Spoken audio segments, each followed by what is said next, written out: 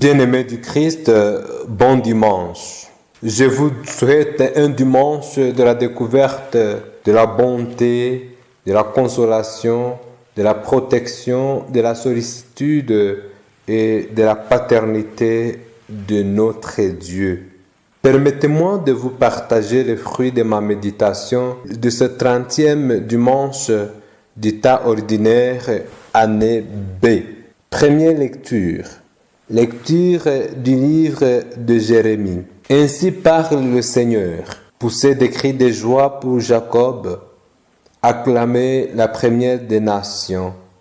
Faites résonner vos louanges et criez tous. Seigneur, sauve ton peuple, le reste d'Israël. Voici que je les fais revenir du pays du Nord et que je les rassemble des extrémités du monde.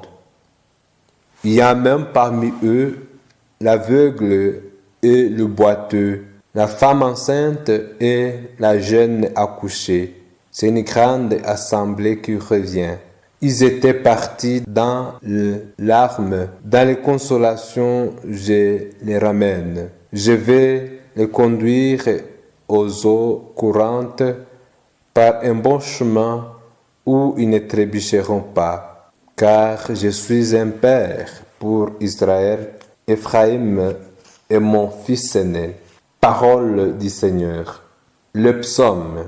Le Seigneur a fait merveille, nous voici dans la joie. Quand le Seigneur ramena les captifs à Sion, nous étions comme un rêve. Alors notre bouche était pleine de rire, nous poussions des cris de joie. Alors on disait parmi les nations, quelle merveille fait pour eux le Seigneur, quelle merveille le Seigneur fit pour nous. Nous étions en grande fête. Ramène, Seigneur, nos captifs, comme les torrents au désert, qui sèment dans les larmes, moissonnent dans la joie. Il s'en va en pleurant, il jette la semence, il s'en vient dans la joie, il rapporte les gerbes.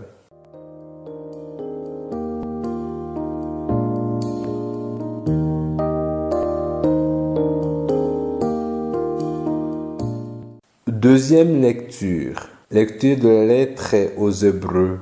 Le grand prêtre est toujours pris parmi les hommes et chargé d'intervenir en faveur des hommes dans leur relation avec Dieu. Il doit offrir des dons et des sacrifices pour les péchés.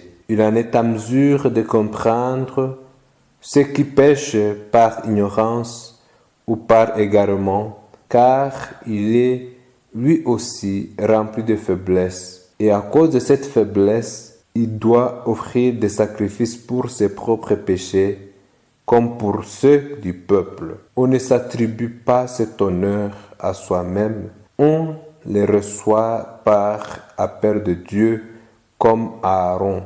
Il en est bien ainsi pour le Christ, car il est devenu grand prêtre. Ce n'est pas lui-même qui s'est donné cette gloire, il l'a reçue de Dieu, qui lui a dit, « Tu es mon fils, moi aujourd'hui je t'ai engendré », et qui déclare dans un autre psaume, « Tu es prêtre pour toujours, selon le sacerdoce de Melchisédek ». Parole du Seigneur.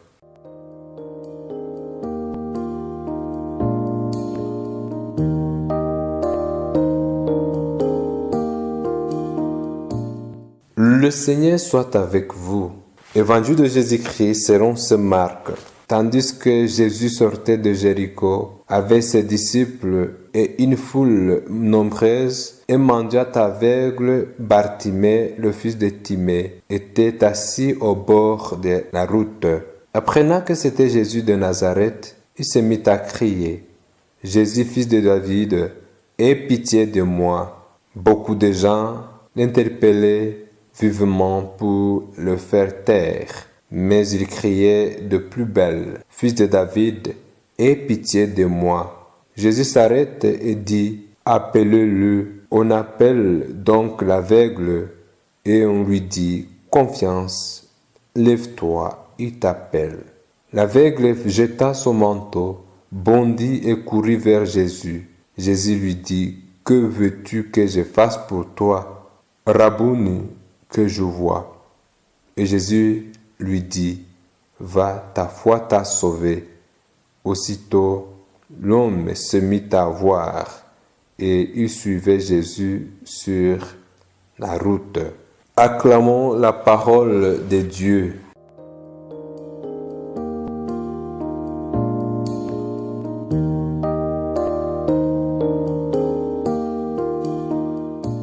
Un jeune homme pauvre, aimé par une fille d'un riche, considérait leur relation comme un privilège. Voilà qu'un jour, il se rend compte qu'il a rendu enceinte. L'affaire arrive aux oreilles de son papa qui devient furieux, mais voulant calmer la situation et sauver son honneur et celui de sa fille, il fait venir le jeune homme pour trouver un compromis. Celui-ci faisait le taxi-vélo comme métier. Il le fait asseoir et lui demande ainsi, « Voilà que je veux te donner ma fille en mariage. Qu'est-ce que tu veux que je te donne? Quel business qui peut vous aider à vous lancer dans la vie, toi et ma fille? » Après quelques moments de silence, le jeune homme répond, « Messieurs, donnez-moi 10 vélos.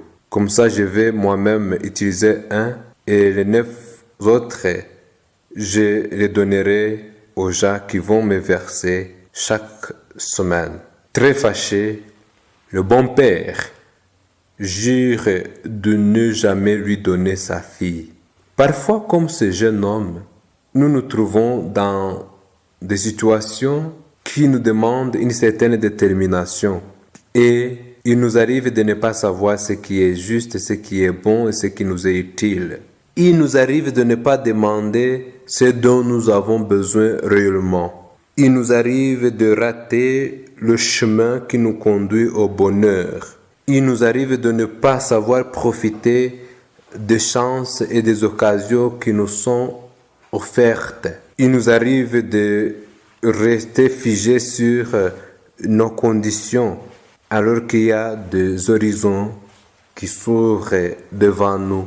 Comme Jésus pose la question à l'aveugle, nous aussi, il nous pose la question.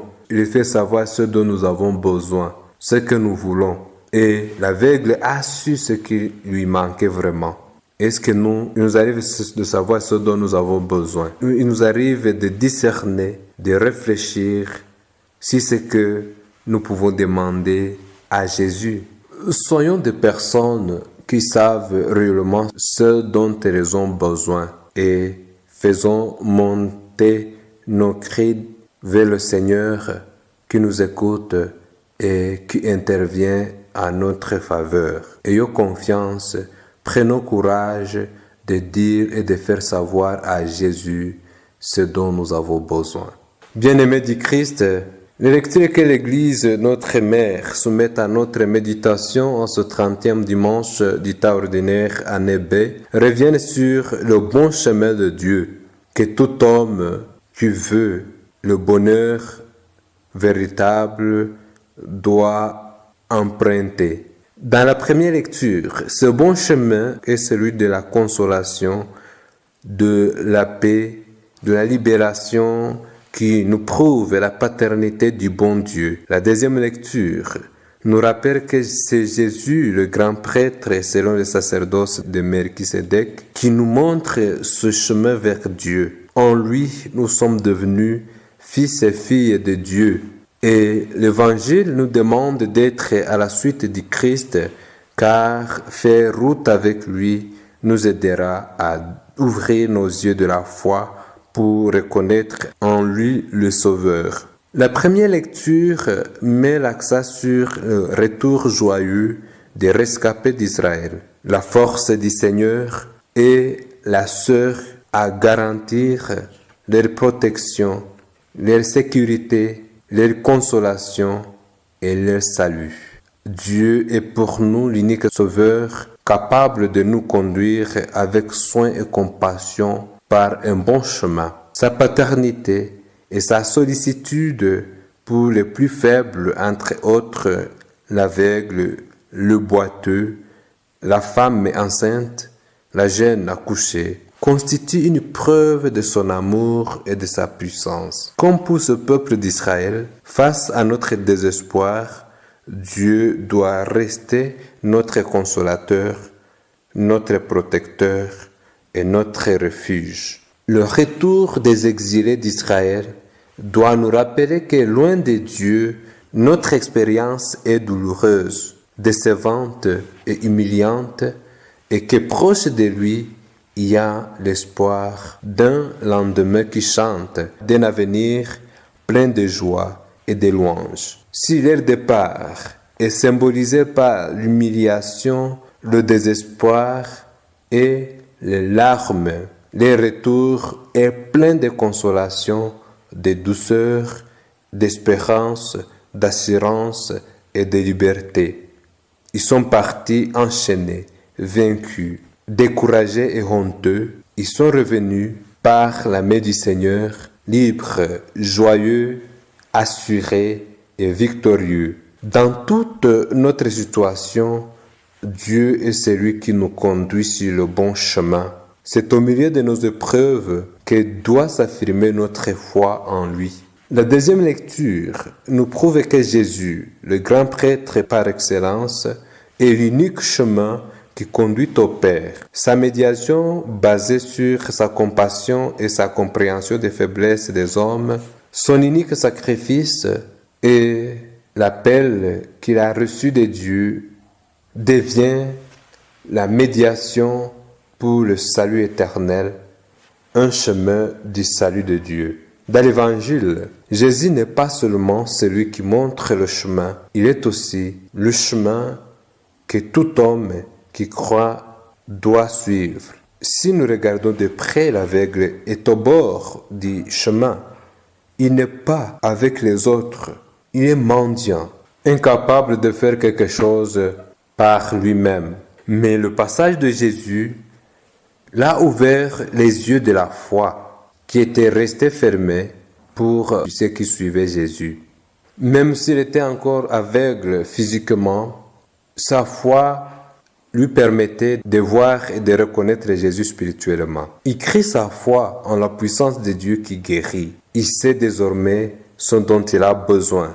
On ne parvient pas à le maîtriser, à l'empêcher de proclamer, de crier haut et fort sa foi. Mais nous, parfois, nous ne savons pas réellement ce que nous voulons. Les personnes parviennent à nous faire taire, à faire taire notre foi, à faire taire nos convictions.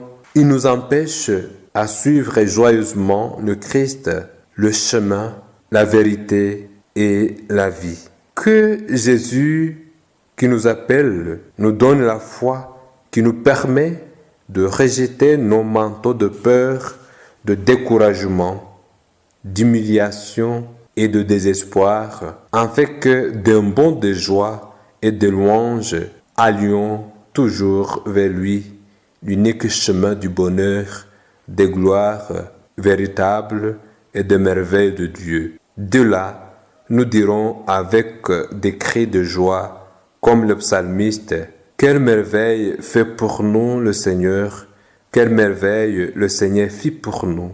Nous sommes dans la joie. » Gloire et honneur à notre Dieu pour les siècles des siècles. Amen.